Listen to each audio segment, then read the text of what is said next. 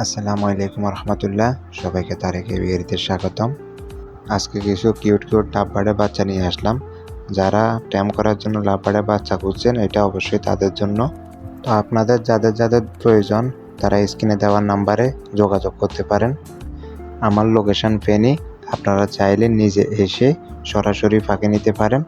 আর যারা আসতে পারবে না তারা বাসের মাধ্যমে ডেলিভারি নিতে হবে।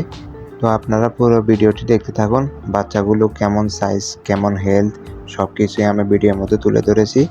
তো আপনাদের পছন্দ হলে আপনারা স্ক্রিনে দেওয়ার নাম্বারে যোগাযোগ করতে পারেন। ধন্যবাদ। আসসালামু আলাইকুম রহমতুল্লাহ।